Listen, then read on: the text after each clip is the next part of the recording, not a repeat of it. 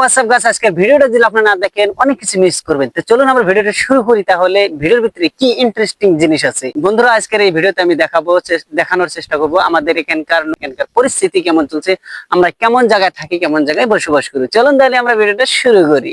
WhatsApp গাছ, আসসালামু আলাইকুম, সবাইকে আন্তরিক শুভেচ্ছা জানিয়ে আজকের ভিডিও শুরু করছি। বন্ধুরা ভিডিওটা প্লিজ লাইক শেয়ার করবেন, ভিডিওটা ফুলভাবে দেখবেন।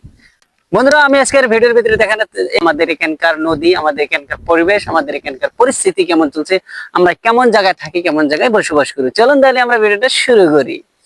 বন্ধুরা আমার পেছনে দেখতেছেন এটা হলো একটা ভিটা। এই ভিটায় কিছুদিন আগে মানুষের বসবাস ছিল। এই নদীর কারণে দুঃশাসা, এই নদীর কারণে আমার পেছনে যেটা নদী দেখতেছেন, এই নদীর কারণে তারা থাকতে পারে না। এই নদী যে কত মানুষে অত্যাচার করেছে, এই নদী যে কত মানুষে শেষ করে দিয়েছে, নিঃশ্বাস করে দিয়েছে, এটা বলার বাইরে, ভাষার বাইরে। দেখতে পারতেছেন ভরপুর পানি, বর্তমান বর্ষার টাইম, একদম ভর পানি। এইদিকে নদী, শুধু যে একটা নদী তাই না, এই নদী আবার এইদিকে গেছে। চলুন আমরা আর একটা নদী দেখাই।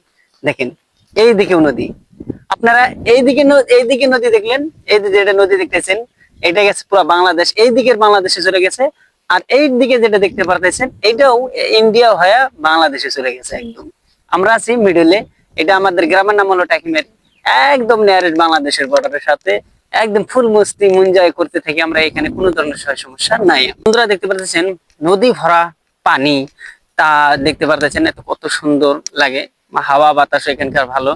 আর এটা একদম অবস্থা দেখেন, একদম এখানে এসে সব মানুষ এখানে এসে জিরায়। এখানে একটা মানে একদম জিরিনি ঘরের মতন বলা যায়, এনি টাইম হাওয়া থাকে, সে মজা লাগে।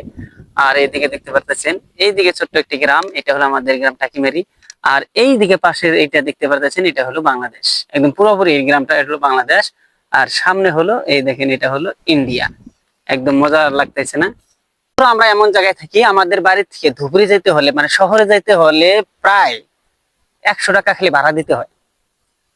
3টা নদী পার দিতে হয়, 3টা নদী পার হয়ে তারপরে শহরে যেতে হয়। এখানকার মানুষ বহুত প্রবলেমে আছে, প্রবলেমে থাকে। তারপরে যেহেতু জন্মস্থান থাকতেই হয়, আমরা থাকি এখানে, ভালো লাগে, কিছু একটা ভালো লাগে, তারপরেও যাই। শুকনার টাইমে আবার বাইক টাইক দিয়ে যাওয়া যায়। আর এই বর্ষাকালে বর্তমান আপনার নৌকা ছাড়া বা নাও, বোট ছাড়া আপনি যাইতেই পারবেন, অসম্ভব। আমি যেখানে আজকে সকাল থেকে বসে রয়েছি, নাও নাই, জন্য নাই। আমি আজকে এই সকালে এখান থেকে বসে রয়েছি, নাও পার হবো কিন্তু নাও পাইতেছি না। দেখেন তাহলে কি সমস্যার ভিতরে পড়ে আছি। ইন্টারেস্টিং হতে চলেছে ভিডিওটা, কিন্তু দেখতে থাকুন।